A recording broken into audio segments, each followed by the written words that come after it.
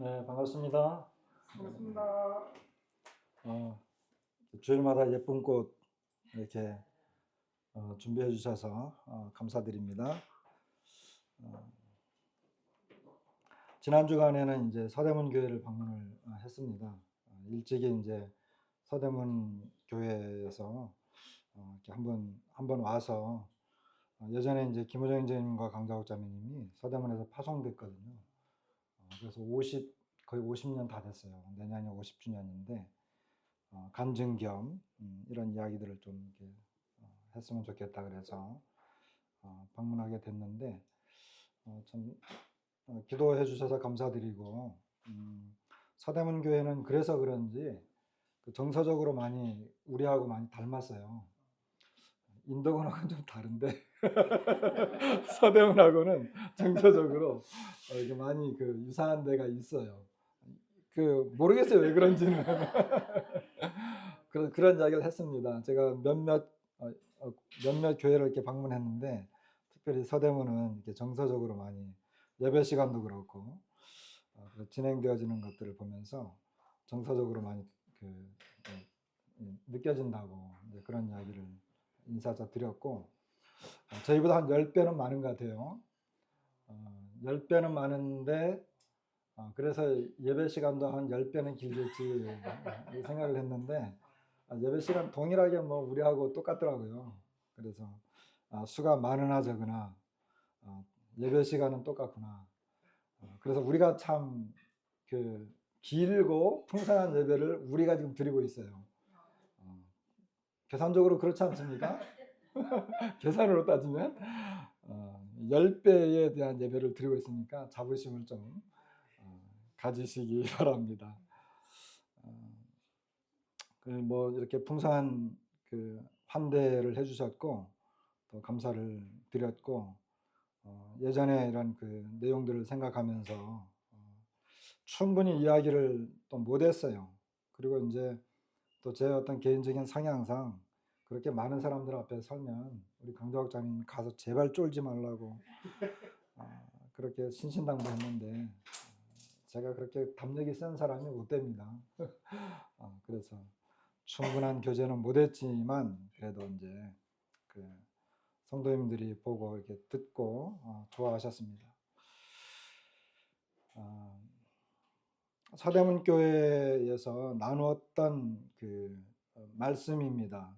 우리가 이제 사도행전을 보고 있는데 서대문 교회에서도 동일하게 이 내용을 교제를 이제 2시간 했거든요. 오전에는 간증했고 오후에는 이제 사도행전에서 제가 느꼈던 그런 내용에 대해서 잠깐 이렇게 언급을 했습니다. 그래서 동일하게 이제 그 내용을 거기에서는 제가 긴장을 했기 때문에 충분히 못했고 여기에서는 좀 더 편안하게 교제할 수 있으면 좋겠다 그런 그 생각을 하게 됩니다. 우리가 이제 사도행전 지난 시간에 8장까지 했죠. 근데 오늘은 본문은 사도행전 1장입니다. 사도행전 1장 1절부터 원래는 그 8절까지인데 오늘은 11절까지 제가 한번 읽어보겠습니다. 데오빌로여, 내가 먼저 쓴 글에는 무릇 예수께서 행하시며 가르치시기를 시작하신부터 그가 택하신 사도들에게 성령으로 명하시고 승천하신 날까지의 일을 기록하였노라. 그가 고난받으신 후에 또한 그들에게 확실한 많은 증거로 친히 살아계심을 나타내사 40일 동안 그들에게 보이시며 하나님 나라의 일을 말씀하시니라. 사도와 함께 모이사 그들에게 분부하여 이르시되 예루살렘을 떠나지 말고 내게서 들은 바 아버지께서 약속하신 것을 기다리라. 요한은 물로 세례를 베풀었으나 너희는 몇 날이 못되어 성령으로 세례를 받으리라 하셨느니라. 그들이 모였을 때에 예수께 여쭈어 이르되 주께서 이스라엘 나라를 회복하심이 이때니까 하니 이르시되 때와 시기는 아버지께서 자기의 고난에 두셨으니 너희가 알 바 아니요 오직 성령이 너희에게 임하시면 너희가 권능을 받고 예루살렘과 온 유대와 사마리아와 땅끝까지 이르러 내 증인이 되리라 하시니라. 이 말씀을 마치시고 그들이 보는데 올려져 가시니 구름이 그를 가리어 보이지 않게 하더라.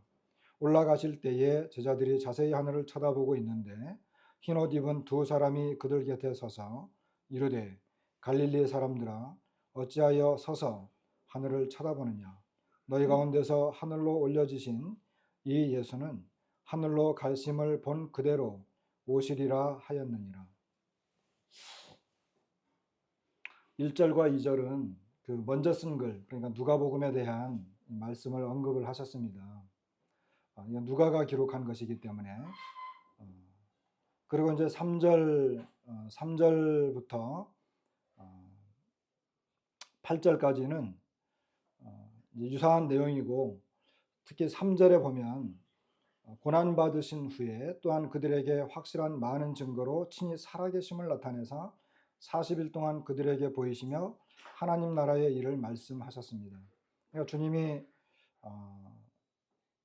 부활하시고 나서 40일 동안 제자들과 함께 계셨습니다. 이제 승천하시기 직전까지 40일 동안 제자들과 함께 계셨는데, 이제 승천하시면 주님은 실제적으로 이렇게 얼굴과 얼굴을 대면해서 볼 수 없는 그런 때죠. 그러니까 굉장히 중요한 시기이기도 하잖아요. 승천하시기 직전에 또 주님의 가르치심이기 때문에 이 내용은 매우 중요하다라고 생각할 수 있습니다. 그런데 그 40일 동안 같이 계시면서 했던 핵심 내용이 뭐냐면 하나님 나라입니다. 하나님 나라. 40일 동안 제자들과 함께 계시면서 하나님 나라의 일을 말씀하셨고, 그 다음에 이제 성령이 예루살렘을 떠나지 말고 아버지의 약속하신 것을 기다리라.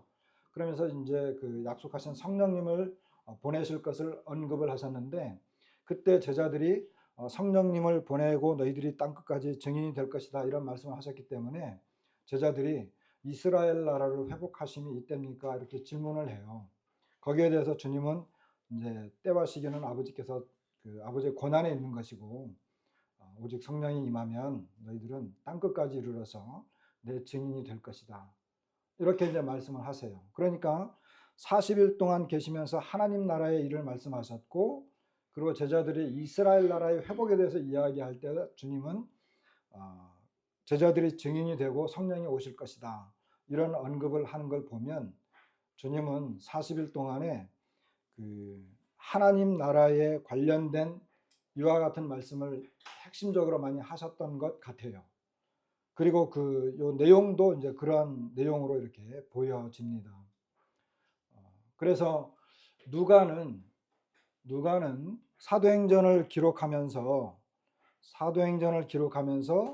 우리가 일반적으로 알기는 예루살렘과 온 유대와 사마리아와 땅끝까지 진행이 되어지는 그 어떤 이 흐름을 이야기하기도 했지만, 사실은 누가의 관점에서 볼 때는 누가는 어떻게 실제적으로 하나님 나라가 형성되어져 가고 있고 그것이 이루어져 가는지를 누가는 기록하지 않았나, 이런 생각을 해보게 됩니다.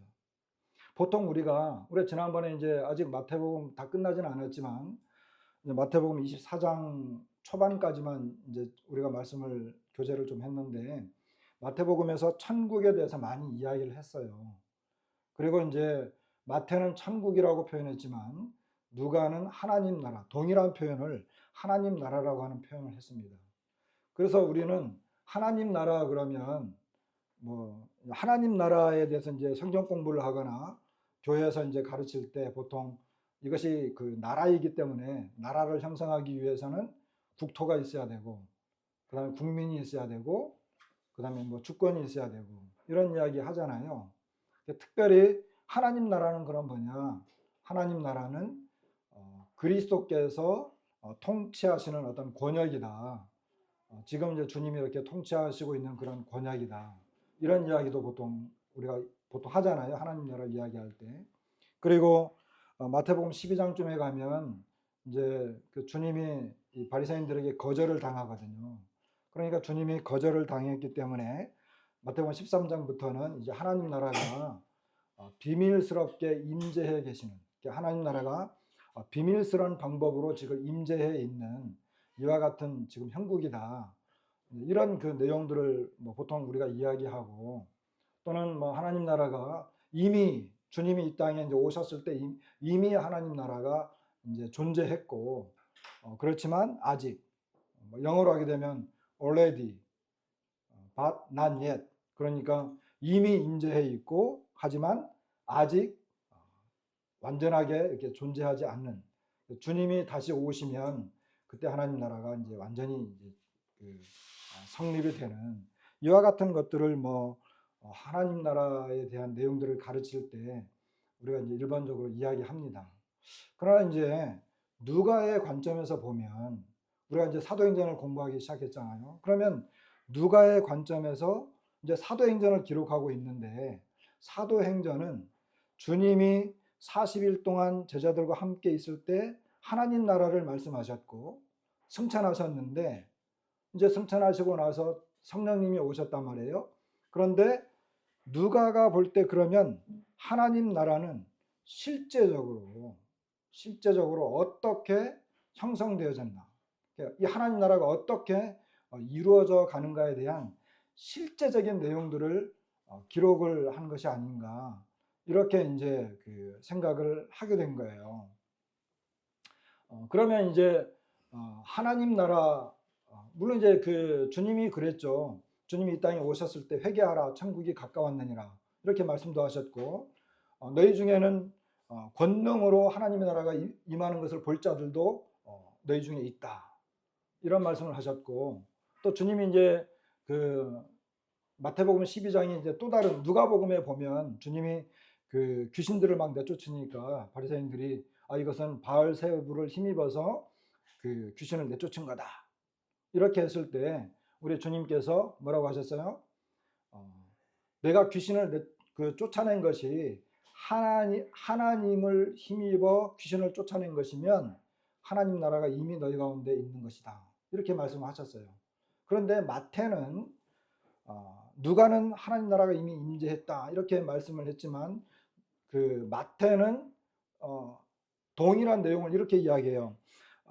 내가 하나님을 힘입어 귀신을 쫓아낸 것이라고 한다면, 이 마태는 죄송합니다. 누가는 내가 하나님을 힘입어 귀신을 쫓아낸 것이라면, 이렇게 표현을 했어요.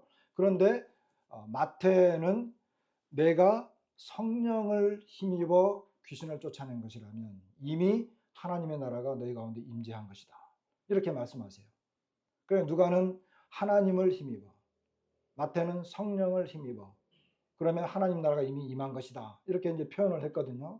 그러니까 하나님의 나라는 어찌 보면 또한 성령의 나라입니다. 성령께서 임재하시고 성령의 주관하에 이렇게 임재하는 것입니다. 나중에 이제 이 내용이 언급이 되겠지만, 보세요. 왜 성령님을 보내셔야만 하셨을까요? 이미 제자들은 어때요? 주님의 부활을 목격했죠. 그죠? 주님이 세례 요한으로부터 세례를 받으시고 그때부터 주님이 활동하셨어요. 그리고 제자들을 불러서, 제자들은 주님이 행동하시고 가르치시고 능력을 행하시고 표적과 이적을 행하시는 그 모든 것에 함께 했던 사람들이 제자들입니다. 그리고 주님이 죽으시는 것을 봤고 주님이 부활하신 것을 목격했고 주님이 40일 동안 함께 할 때 그들은 함께 있었어요. 굳이 성령님이 오지 않아도 제자들은 예수님의 살아있는 증인들이죠. 근데 왜 굳이 성령님을 보내셔야만 했을까요? 성령님이 안 계셔도 그들은 얼마든지 증인이 됐을 건데. 이런 내용들입니다. 거기에 대한 저의 이제 첫 번째 생각은, 하나님의 나라는 말 그대로 하나님의 권한입니다. 이제 때와 시기에 대해서 하나님의 권한을 주셨다 그랬지만, 우리는 때와 시기만 생각하지만 하나님 나라는 우리 나라가 아니에요. 우리들의 나라가 아니에요. 하나님의 나라입니다. 그러니까 하나님의 나라를 누가 이루어 가겠습니까? 하나님이 이루어 가시는 거예요. 그것은 성령의 일이었습니다. 성령께서 하나님의 나라를 직접 이루어 가시는 거예요. 그러니까 사도행전을 우리는 무슨 행전이라 그러죠? 성령 행전이라고도 하죠. 성령께서 직접 이 땅에 임재해 오셔서 성령께서 제자들, 사도들을 통해서 역사하시기 시작을 하죠. 사도들은 하나의 도구에 불과하죠. 증인들로서. 그러면 결국 성령께서 이 땅에서 성령으로부터 말미암아 표현되고 나타나는 성령의 나라가, 하나님의 나라가 이제 이루어져 가는데, 누가는 이와 같은 것들을 실제적으로 기록했다는 것입니다. 우리가 하나님 나라를 공부할 때 국토가 있고 국민이 있어야 되고 주권이 있어야 되고, 하나님의 나라는 비밀스럽게 이제 지금 임재하고 있다. 그리고 그리스도의 통치권에 그리스도의 주권에 자기를 굴복하고 그리스도를 주님으로 왕으로 섬기는 자들에 의해서 지금 하나님 나라는 지금 존재하고 있다. 그리고 하나님 나라는 천국, 우리가 나중에 하늘나라에 가서 올라가는 그 하늘나라만 아니라 지금 실제적으로 이곳에 이제 임재하는 그리스도의 통치 아래 있는 사람들에 의해서 이루어져 가는 그런 나라다라고 하는 것을 우리는 공부는 할 수 있지만, 사도행전은 이와 같은 것들을 이렇게 교리적으로나 성경 공부식으로 우리에게 가르쳐 주는 것이 아니라 실제로 사도행전에는 하나님의 나라가 이루어져 가는 것을 우리가 볼 수 있다라고 하는 거죠. 조금 더 간단하게 이야기하면, 자, 성령께서 오셨습니다. 성령이 주관하에 성령께서 친히 이루어 갑니다. 그리고 예루살렘부터 시작해서 땅 끝까지 증인들을 보내십니다. 성령이 함께 하시는 거죠. 그러니까 성령 하나님이 자신의 그리스도의 증인들을 통해서 그들을 예루살렘으로부터 시작해서 이 세상 땅 끝까지 그리스도를 전파하게 하는 그 내용 그 자체가 성령의 주관하에, 그리고 그리스도의 증인들을 보내서 땅 끝까지 예수 그리스도를 전파하게 하는 그 내용 그 자체가 이미 하나님 나라다라고 하는 것입니다. 그래서 누가는 하나님 나라를 어떤 이론적으로 설명한 것이 아니라 실제적으로 성령의 역사와 사도들이 그 성령의 능력을 입어서 증인의 삶을 살면서 계속해서 그것이 영역이 확대돼서 예루살렘부터 땅 끝까지 이것이 온 세상에 퍼지는 진짜 나라를 누가는 우리에게 보여주고 있다. 그러면 거기에 대해서 아까 우리가 이제 그 1장 1절부터 8절까지 내용을 통해서, 그러면 그 내용의 핵심들이 무엇이냐라고 하는 것을 우리가 좀 살펴볼 필요가 있습니다. 자, 먼저 40일 동안 하나님 나라를 말씀하셨잖아요. 그러면 주님이 부활하신 다음에 40일 동안의 내용이 성경에 다 기록된 건 아니에요. 그런데 특별히 제자들에게 나타나서 주님이 강조한 부분들이 있습니다. 강조한 부분들. 그게 뭐냐 하면 바로 그 중에 이제 우리가 사도행전과 연관되어지는 내용이 누가복음이잖아요. 그래서 누가복음 1장 오늘 읽은 본문은 누가복음 24장의 마지막 부분의 내용과 많이 연관이 돼요. 그래서 그 내용을 좀 더 한번 더 보겠습니다. 누가복음 24장에 보시면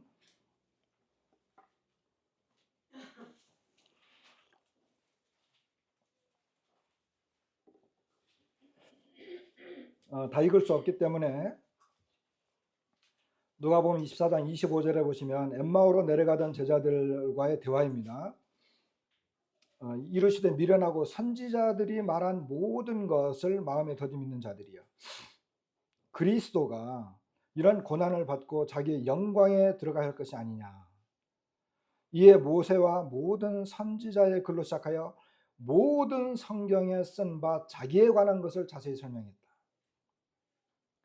그 다음에 이제 모든 11 제자들에게 주님이 나타나셨거든요.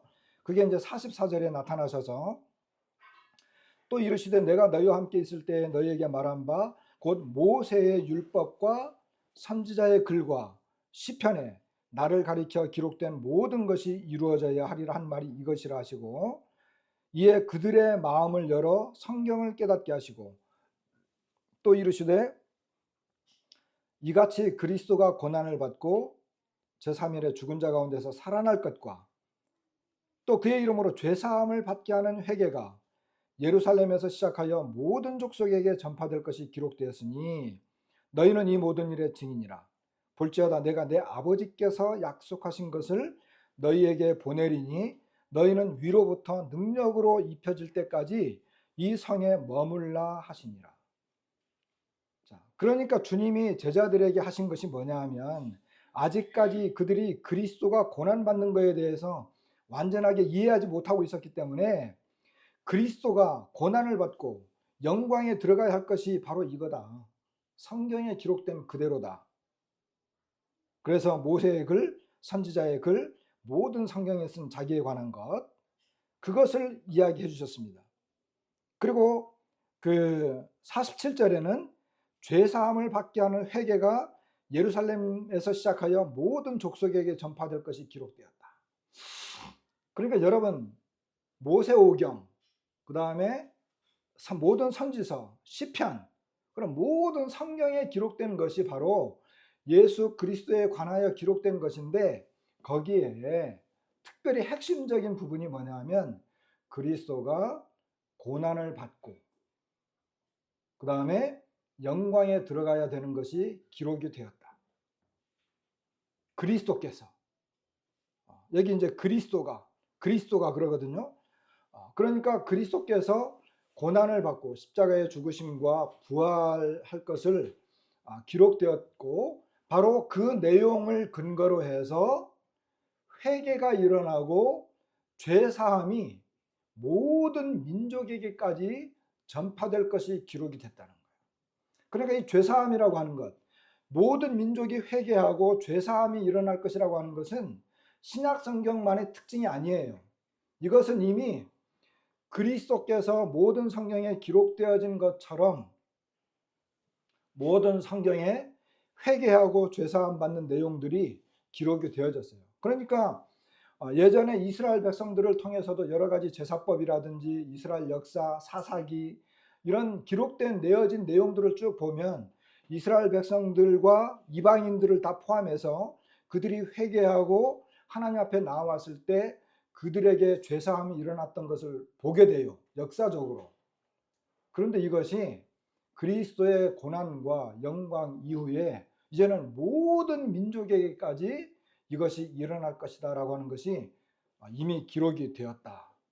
그리고 중요한 것은 이것이 모든 민족에게까지 죄사함이 일어날 것이다 라고 하는 것을 말씀하신 이 내용은 결국 누가가 기록할 때 하나님 나라가 앞으로 이제 계속 이루어져 갈 것인데 하나님 나라를 이루어가는 특징 중에 아주 두드러진 특징으로 이 내용이 언급된다는 것입니다. 그리고 두 번째, 아버지께서 약속하신 것을 기다려라. 우리가 이제 아까 사도행전 1장 읽었을 때 이제 아버지께서 약속하신 것, 그리고 위로부터 능력으로 입혀질 때까지, 그게 바로 성령이죠. 오직 성령이 너희에게 임하시면 너희가 권능을 받고, 그러니까 성령의 능력, 그 권능으로 이제 제자들이 뭐예요? 예루살렘부터 시작해서 땅 끝까지 이르러서 증인이 된다. 자, 정리해 보십시다. 모든 성경은 그리스도를 초점으로 기록되어진 것입니다.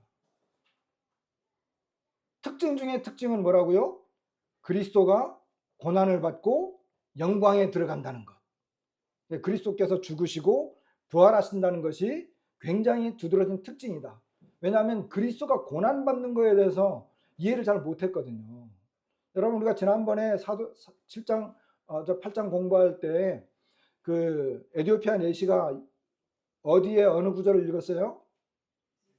이사야서 53장에 그 그리스도의 고난장을 읽었잖아요. 그런데 그 그리스도의 이사야서 53장을 여러분 지금도 이스라엘 민족은요 그걸 예수 그리스도라고 인정하지 않아요. 거기에 대해서는 그들은 침묵하고 있어요. 이 이사야서 53장은. 그러니까 빌립이 이사야 53장을 근거로 해서 거기에서부터 시작해서 예수를 가르쳐서 예수님이 죽으시고 고난받으시고 영광 받는다라고 하는 것을 가르치는 것은 신약에 와서 사도들에게 계시로 보여진 거예요. 놀라운 사건이죠. 그러니까 그리스도께서 고난 받으시고 영광에 들어가는 이 사실이 가진 특징 중에 특징이고, 그것을 근거로 해서 죄사함이 땅끝까지 전파될 것이다 라고 하는 것이 성경에 기록됐다는 거예요. 자, 하나님 나라를 이루어감에 있어서 가장 큰 특징 중에 특징은 바로 그 내용이 첫 번째고, 그 다음에 두 번째가 성령이 임하신다고 하는 것입니다. 성령이 임하시고 성령의 능력, 그러니까 위로부터 능력으로 입혀지는 그것, 너희가 권능을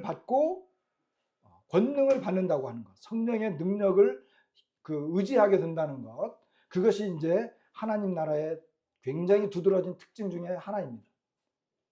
그리고 마지막으로는 그 제자들이 그 능력을 힘입고 뭐예요? 땅끝까지 이르러서 증인이 되는 것입니다. 크게 세분하면 네 가지지만 크게 세 종류. 하나는 모든 성경에 기록되어졌다. 두 번째, 성령이 오신다.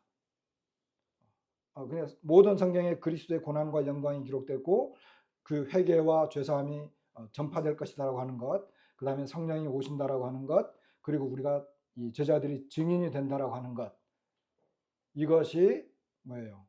주님이 40일 동안 제자들에게 가르쳤고, 누가는 그것을 근거로 해서 사도행전을 기록했는데, 그것이 40일 동안 예수님께서 하나님 나라를 계속해서 핵심적으로 가르쳤다고 한다면 바로 그것이, 그 내용이, 그 세 가지 네 가지의 내용이 바로 하나님 나라의 요소를 이루는 특징 중에 특징이다라고 하는 것입니다. 여러분, 지금도 우리가 하나님 나라를 이루고 있는데 그 핵심이 뭐예요?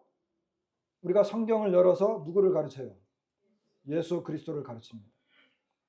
그리고 특별히 우리 주님의 십자가의 죽으심과 부활의 영광을 이야기하고 복음을 전하고, 거기에서 무엇을 또 가르쳐요? 죄사함을 가르치죠. 이것은 사도시대부터 지금까지 이루어져 가고 있는 하나님 나라의 모습입니다.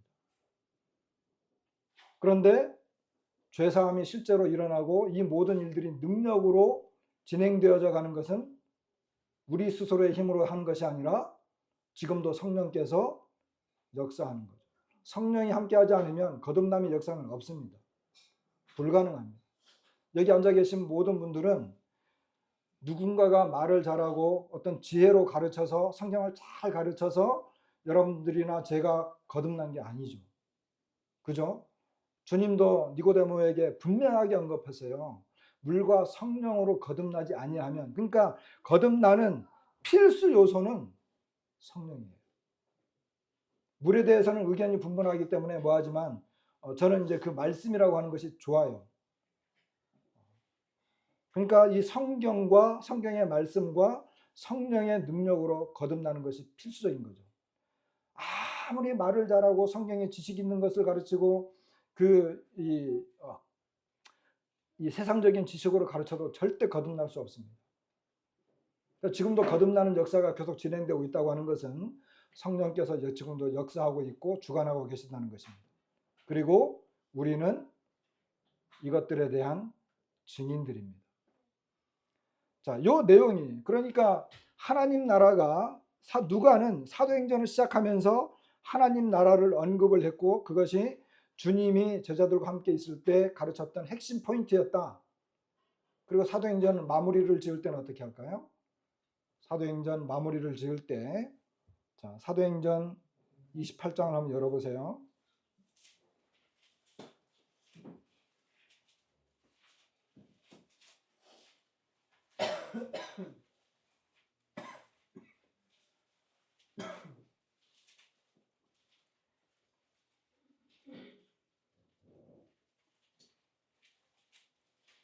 자, 사도 바울이 이제 로마에 도착을 했습니다. 로마는 그 당시에는 로마가 땅끝이라고도 할 수도 있고, 우리가 보통 일반적으로 알기는 스페인, 서바나, 거기가 땅끝으로 알고 있잖아요.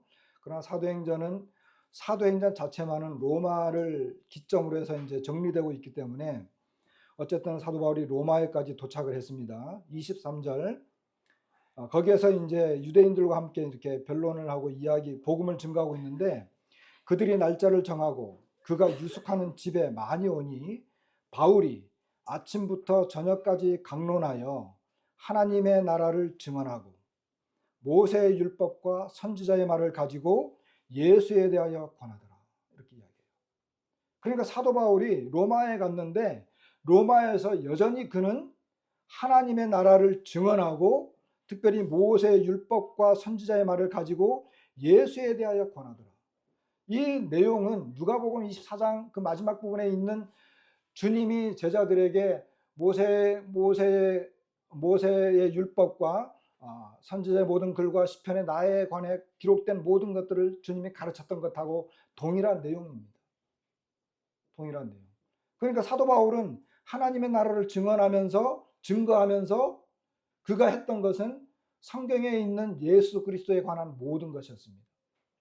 이것이 같은 거예요.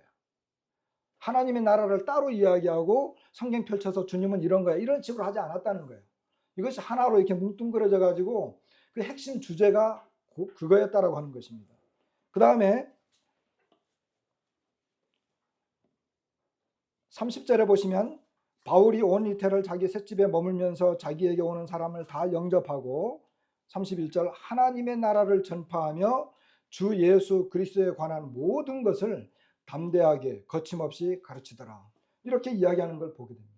여기도 동일하게 사도 바울은 누가복음 마지막에 와서 하나님의 나라를 전파하며 주 예수 그리스도에 관한 모든 것을 담대하게 거침없이 가르쳤다. 그러니까 하나님 나라는 결국은 주 예수 그리스도에 관한 모든 것이 포함된 것입니다. 자, 그러면 생각을 해보십시다. 사도행전의 모든 그 기록된 내용들이 주 예수 그리스도와 관련된 것이고, 그리고 사도 바울은 로마서에 보면 그 사도 바울이 이제 로마 성도들에게 이제 그 복음을 이야기할 때도 예수 그리스도께서는 그 모든 선지자들의 글에 주님이 기록되었다. 그리고 성결의 영으로는 죽은 자들 가운데서 부활하여 하나님의 아들로 증명되었다. 선포되었다. 이렇게 이제 이야기하는 걸 보게 됩니다. 그러니까 이미 구약 성경에 예수 그리스도에 관하여 약속되어진 모든 것들을 그는 성경을 근거로 해서 증명했습니다.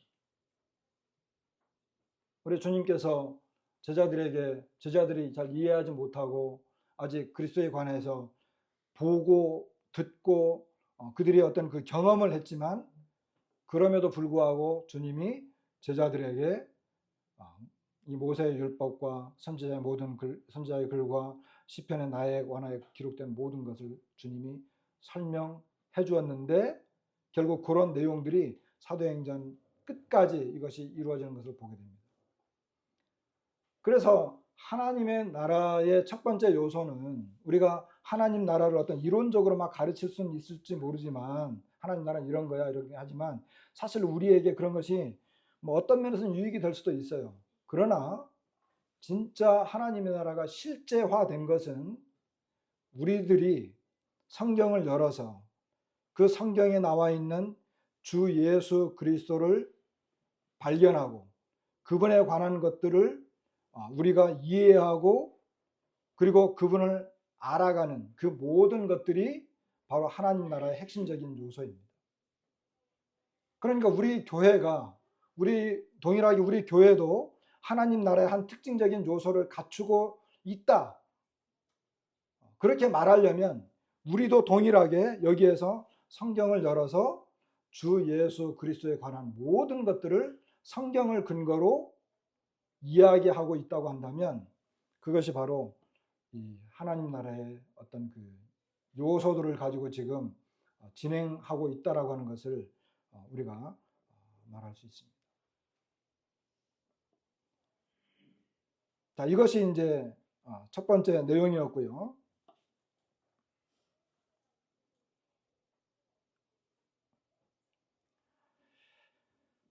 회개에 대해서 주님은 말씀을 하셨어요. 이것도 이제 물론 성경에 기록된 것이라고 했는데 베드로는 오순절 설교에서 바로 이야기합니다. 너희가 회개하여 각각 예수 그리스도의 이름으로 세례를 받고 죄 사함을 받으라. 그러니까 이 회개에는 이 그리스도의 그 이름으로 세례를 받는 것과 죄 사함 받는 것. 그러면 그리하면 성령의 선물을 받을 것이다. 받는다. 이렇게 이야기했고 또 그는 여러 그 말로 확증하며 권하며 이르되 너희가 이 패역한 세대에서 구원을 받으라. 그 말을 받은 사람들은 세례를 받으매. 그러니까 사도 바울은 이 베드로는 회개하여 예수 그리스도 이름으로 세례를 받고 죄 사함을 받고 성령의 선물을 받는다. 이런 이야기를 했는데 그 전체적인 내용을 그는 2장 40절에서 구원이라고 하는 단어로 이렇게 요약하는 걸 보게 됩니다. 너희가 이 패역한 세대에서 구원을 받으라. 그러니까 그런 내용들을 요약을 해가지고 이 패역한 세대에서 구원을 받으라. 그러니까 구원이라고 하는 것은 회개해서 그리스도의 이름으로 세례를 받고 죄 사함을 받고 성령을 선물로 받는 이 모든 것들이 포함된 것이 구원이에요. 그래서 구원받은 사람들은 이제 세례를 받았습니다. 그리고 고넬료에게 복음을 전했더니 그들에게 성령이 임했잖아요. 그러니까 이제 사도 베드로가 예루살렘에 있는 제자들이 베드로에게 이렇게 질문을 했을 때 베드로가 이제 이런 대답을 합니다. 우리가 처음 그 성령을 받을 때 동일하게 그런 것 같이 그와 같이 성령이 임함으로 요한은 물로 세례를 베풀었으나 너희는 성령으로 세례를 받을 것이다라고 하는 주님의 말씀이 내가 기억이 났다. 그러면서 이제 이방인들에게 성령 내린 것을 그가 증언했어요. 그러니까 예루살렘에 있는 그 제자들이 뭐라고 말을 하냐면 그들이 이 말을 듣고 그러니까 베드로의 이 말을 듣고 잠잠하여 하나님께 영광을 돌려 이르되 그러면 하나님께서 이방인에게도 생명 얻는 회개를 주셨도다. 이렇게 표현을 해요. 근데 회개인데 죄사함의 회개가 아니라 생명 얻는 회개를 주셨다. 이렇게 이야기해요. 그러니까 회개가 생명 얻는 것과 연관되는 걸 보게 됩니다. 이 회개가 단지 죄사함만과 연관되는 게 아니라 생명 얻는 것과도 이렇게 연관되어지는 것을 보게 되고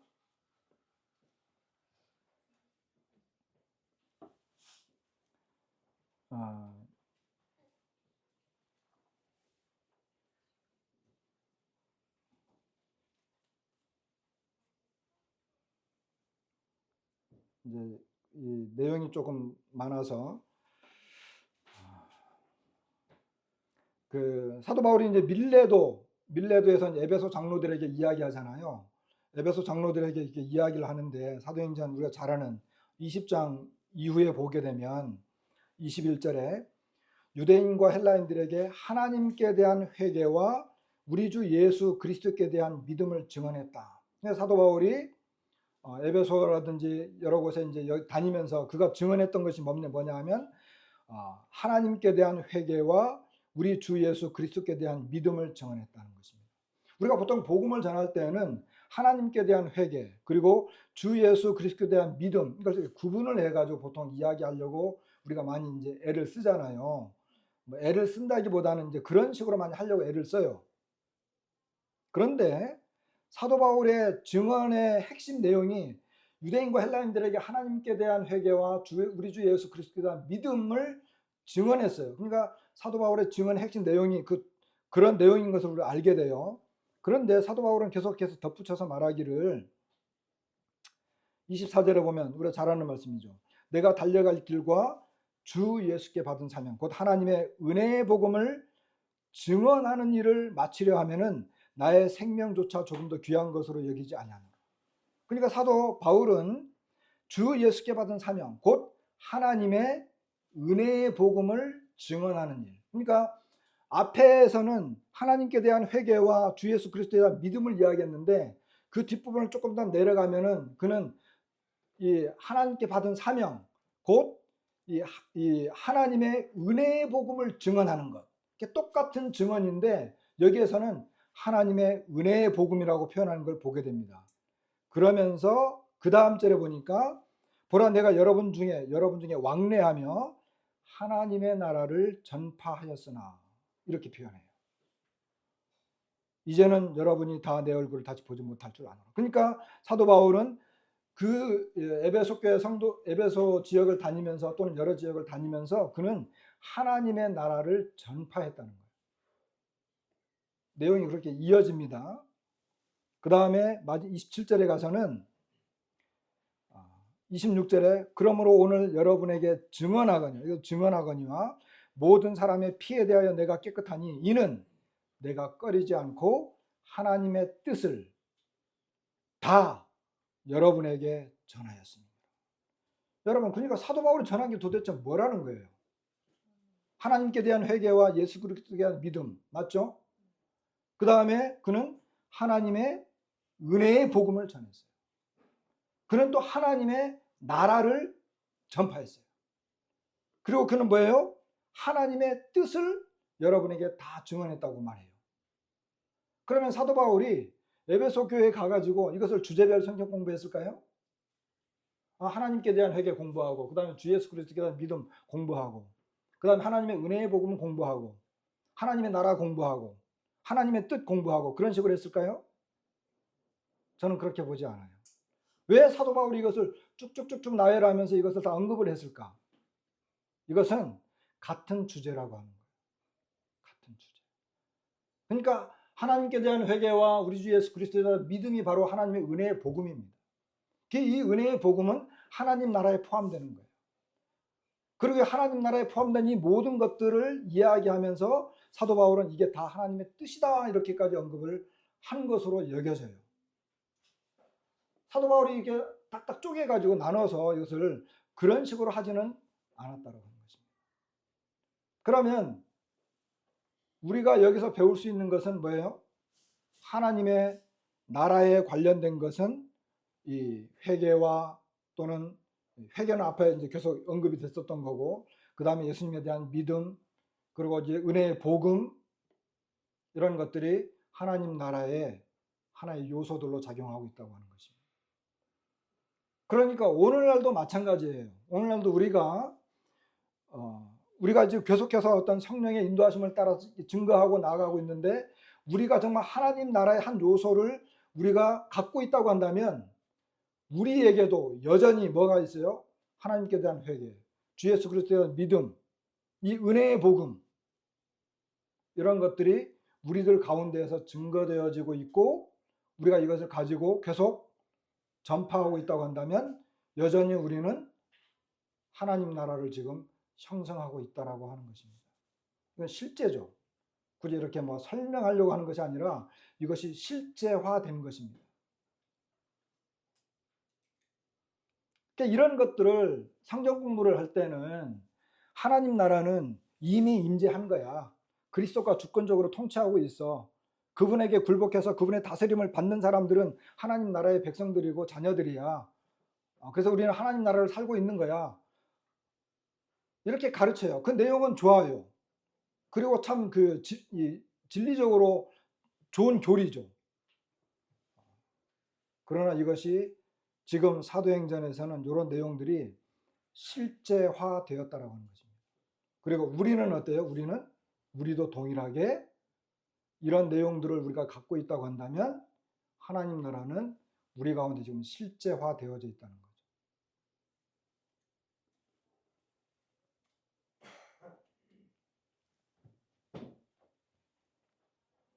자, 그 다음에 이제 성령님입니다. 아까 이제 성령님에 대해서 말씀을 했잖아요.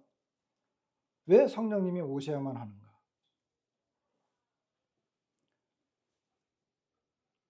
자, 첫 번째는 아버지께서 약속한 거예요. 아버지께서 약속하신 것. 이 약속은 사도 베드로는 요엘서를 인용을 했어요. 그죠? 요엘서를 인용을 해가지고 내가 내 영을 만민에게 부어준다. 그때 내가 또 내 영을 남종과 여종에게 부어줄 것이다. 이거에 대해서 사도 베드로는 뭐라고 표현했냐면 하나님이 사도행전 2장 33절에 가면 하나님이 오른손으로 예수를 높이심에 그가 약속하신 성령을 아버지께 받아서 너희가 보고 듣는 이것을 부어주셨느니라. 그러니까 아버지께서 이미 약속하셨던 그것을 이제 예수 그리스도를 높이시고 그 성령님을 실제로 부어주셨는데, 이것은 이미 요엘서에도 예언되어져 있고 구약 성경 여러 곳에 예언되어져 있습니다. 이사야서는 이사야서 32장 15절에 이렇게 표현해요. 마침내 위에서부터 영을 우리에게 부어주시리니, 이렇게 표현하는 말씀이 있어요. 그러니까 위에서부터, 성령이 위로부터 오는 거니까 위에서부터 영을 우리에게 부어주시리니 하는 그 약속이 오순절날 아버지의 약속대로 이루어지는 것을 보게 됩니다. 그 다음에 성령님은 선물입니다. 하나님의 선물입니다. 성령. 그래서 사도 베드로가 이르되 너희가 회개하여 각각 예수 그리스도의 이름으로 세례를 받고 죄사함을 받으라. 그리하면 성령의 선물을 받을 것이다. 그리고 11장에 가면 11장 아까도 이제 이야기했죠. 사도 베드로가 고넬료에게 복음을 전한 다음에 그가 고백을 합니다. 그런즉 하나님이 우리가 주 예수 그리스도를 믿을 때에 주신 것과 같은 선물을 그들에게도 주셨습니다. 성령님은 하나님의 선물입니다. 우리들 교회 스스로 내부에서 어떤 생성된 어떤 능력과 힘이 아닙니다. 그렇기 때문에 성령님은 믿는 자들에게 주신 하나님의 선물이기 때문에 우리에게는 너무너무 큰 유익이고 감사의 그 내용이 되는 것입니다. 우리가 요구해서 주신 분이 아니에요. 하나님이 약속하셨고 그 약속을 실제로 선물로 주신 거예요. 우리가 자녀들에게 어떤 선물을 주겠다고 약속을 하고 그 약속을 지키기 위해서 실제로 선물을 사주는 것과 똑같은 거예요. 그래서 성령님은 하나님의 선물이시다. 그리고 아까 이제 처음에 말씀드렸던 것처럼 네 번째 이유는 하나님 나라는 근본적으로 성령의 일입니다. 근본적으로 우리의 일이 아니에요. 우리가 하나님 나라를 우리의 어떤 능력과 힘으로 만들 수 있는 그런 존재가 우리는 못 됩니다. 하나님의 나라는 성령의 일입니다. 주님께서 지상명령을 하셨잖아요. 그죠? 지상명령. 거기에 뭐라고 했어요? 아버지와 아들과 성령의 이름으로 세례를 주고 할 때, 우리가 지난번 침례식 할 때 말씀을 드린 것처럼 아버지와 아들과 성령의 이름으로 할 때 그 이름은 단수라 그랬죠. 거기에 성령님이 포함돼요. 근데 성령께서 자신의 이름으로 제자들에게 이 제자화 삼는 것입니다. 그리고 그들을 이 제자된 사람들에게 세례를 주는 거죠. 아버지의 이름, 아버지와 아들과 성령의 이름, 삼위일체 되신 그 하나님의 그 이름을 걸고 제자들에게 세례를 주는 것이기 때문에 이것은 또한 성령께서 이 땅에서 제자들을 통하여 성령 하나님이 친히 그분의 나라를 형성해 가는 것입니다. 우리 가렌골 교회는 참 작지만 아름다운 교회입니다. 그러나 우리가 절대로 잊어먹어서는 안 되는 것은 뭐냐 하면 성령 하나님이 우리 가운데 임재하시고 그분을 중심으로, 또 다른 표현으로는 예수 그리스도를 머리로 해서 그분을 통해서 그분의 어떤 이 능력으로 우리가 이 모임을 이루어가는 것입니다. 내가 조그만한 헌신했다, 봉사했다, 또 내가 어떤 은사가 있어서 했다, 그래서 나의 교회 또는 어떤 우리들의 교회, 우리의 나라가 아닙니다. 이것은 절대적으로 하나님의 나라입니다. 성령께서 하시는 것입니다.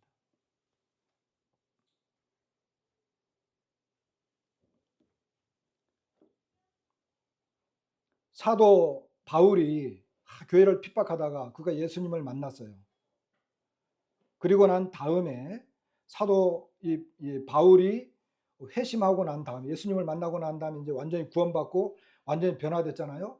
그리고 변화되자마자 다메섹으로부터 다메섹에서 시작해가지고 모든 유대인들에게 예수 그리스도는 하나님의 아들이다 하고 막 완전히 뒤바뀐 막 이런 그 전도를 시작하잖아요. 그러니까 사도행전 9장 31절에 이런 표현이 있어요.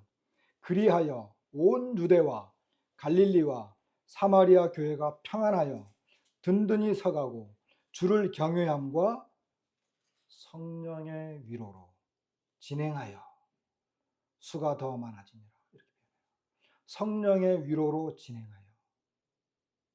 교회의 성장 발전의 진행은 성령의 위로입니다.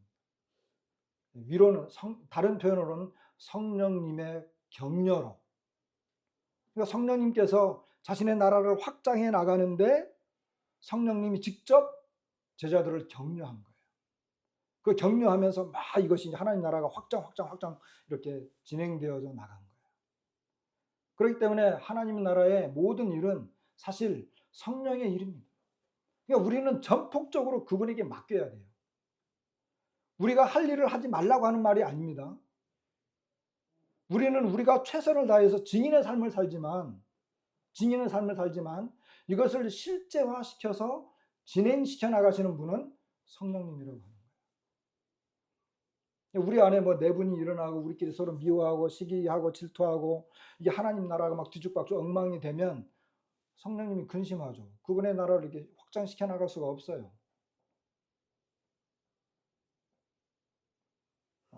그런데 이제 성령님은 이 지금 요 사도행전 기록을 할 때 그래서 그와 같은 식으로 격려하면서 그 나라가 성령의 위로로 진행하여 수가 더 많아지니라 이렇게 이제 진행되어지는 것을 보게 됩니다. 그 다음에 주님이 직접 말씀하신 것처럼 오직 성령이 너에게 임하면 너희가 권능을 받고 위로부터 능력이 입혀질 때까지, 그러니까 능력이 입혀지는 거예요. 제자들에게 능력이 입혀지는 거죠. 그러니까 사실 이 제자들의 증인의 삶은 성령의 이 위로부터 능력이 입혀졌어요. 권능이 그들에게 더해졌어요. 누구로 말미암아? 성령으로 말미암아. 여기 이제 많은 내용들이 이제 있는데 성령의 능력 중에 하나가 뭐냐면 표적과 기사와 이적이 나타났습니다. 그죠? 그 다음에 두 번째는 성령께서는 제자들에게 능력을 주셨는데 특별히 지혜를 주셨어요. 지혜를. 베드로가 그 공회에 가지고 막 이 복음을 전파하니까 그 사람들이 깜짝 놀래죠.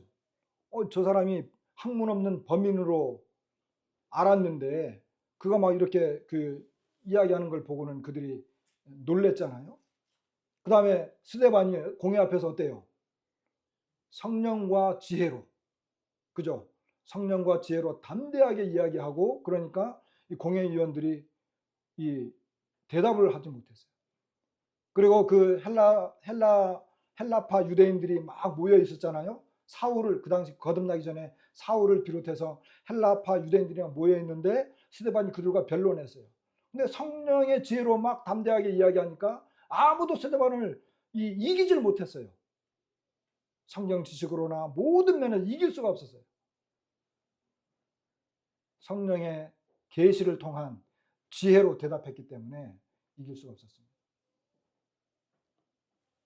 사도 바울은 나중에 이제 그런 것에 대한 그 주님이 예전에 이제 그 약속하셨던 것이 있죠. 성령께서 너희들에게 모든 것을 가르치고 지혜로 말을 할 것이다. 너희가 뭐 말할 때 말하는 것은 너희가 아니라 성령이시다. 이런 그 말씀을 하셨는데 그것이 실제화된 것입니다.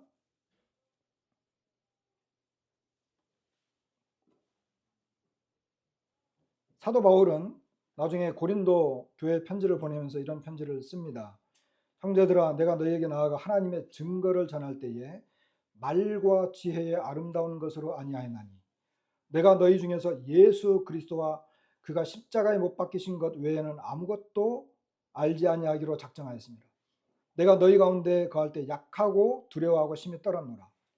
내 말과 내 전도함이 설득력 있는 지혜의 말로 하지 아니하고 다만 성령의 나타나심과 능력으로 하여 너희 믿음이 사람의 지혜에 있지 아니하고 다만 하나님의 능력에 있게 하려 하였노라. 데살로니가전서 1장 5절에는 이는 우리 복음이 너희에게 말로만 이른 것이 아니라 또한 능력과 성령과 큰 확신으로 되었다. 이렇게 이야기해요. 사도 바울이 복음을 전하면서 전파할 때 그는 설득력 있는 지혜의 말로 하지 않았습니다. 사람의 지혜로 하지 않았습니다. 그는 하나님의 능력 그리고 성령과 큰 확신으로 그가 전파했던 것을 보게 됩니다. 그것이 뭡니까?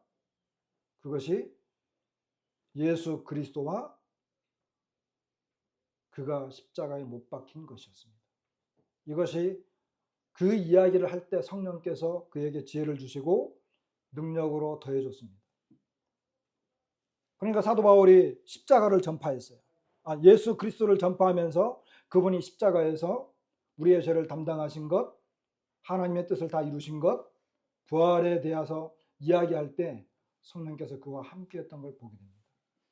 그래서 고린도 성도들이나 이 데살로니가 성도들은 사도 바울의 이 달변 그리고 아주 설득력 있는 지혜로운 말, 어떤 철학적이고 깊이 있는 어떤 그 인상적인 말, 그런 말을 듣고 그들이 구원받은 게 아니라 그들이 사도 바울이 예수 그리스도를 전파하고 그분이 십자가에 못 박힌 것을 이야기할 때 성령께서 그 듣는 사람들의 마음을 감동시키고 그들로 하여금 주님을 믿을 수 있도록 해주신 거였어요. 그래서 그들의 믿음은 말에 있는 것이 아니라 성령과 그 능력에 있었던 것을 보게 됩니다. 자, 마지막으로 결론을 지읍시다. 이제 증인이 남았어요. 증인. 하나님의 나라는 증인들로 인해서 이루어지고 증인들로 인해서 계속해서 확장되어집니다. 성령님이 오셨지만 증인들이 없어 봐요. 결국 성령님은 증인들을 통해서 역사하셨습니다. 다시 말하면 오늘날 우리를 통해서 역사하시는 거예요. 대한민국에까지 하나님 나라가 확장됐죠. 이스라엘에서 대한민국까지. 그리고 지금은 세계 땅끝까지 하나님 나라가 확장됐습니다. 복음이 거의 다 들어갔습니다. 아직 안 들어간 곳도 있지만 그리고 이것은 점점 이렇게 충만해지고 있습니다. 근데 주님은 이제 곧 오시겠죠. 그런데 중요한 것은 사도행전을 기록하고 있던 누가의 눈에는 하나님 나라의 모든 요소들 중에 마지막 부분은 증인들이다. 하나님께서 그들에게 성령을 주시고 그들이 하나님 나라를 확장시켰다. 하나님 나라는 그들에 의해서 확장되어졌다. 그러면 정리를 하죠. 오늘 우리는 성경을 열어서 예수 그리스도에 관한 모든 것을 가르치고 있을까요? 은혜의 복음을 전파하면서 사람들에게 회개가 일어나고 죄사함이 일어나며 구원의 역사가 일어나고 있나요? 성령께서는 여전히 우리를 통해서 역사하시고 우리는 이와 같은 것들에 대해서 입을 열어서 전파하는 증인인들인가요? 그렇다고 한다면 그 자체가 하나님 나라입니다. 그것이 사도행전의 또 내용이기도 합니다. 그래서 사도행전은 하나님 나라를 이론화시킨 것이 아니라 하나님 나라를 실제화시켰다. 사도행전을 보면 하나님 나라가 어떻게 형성이 되어지고 어떻게 이루어져 가는지 그리고 그 내용들이 무엇인지를 우리가 알 수 있다. 이런 내용들이었습니다. 다만 우리가 지금 이 시간에 기도하는 것은 이런 것들이 우리들에게 실제로 실제화되고 우리 가운데 이런 것들이 계속해서 주님 오실 때까지 이루어져 갈 수 있게 되기를 기대하는 것입니다. 시간 좀 지나는데 죄송합니다. 말씀 마치겠습니다.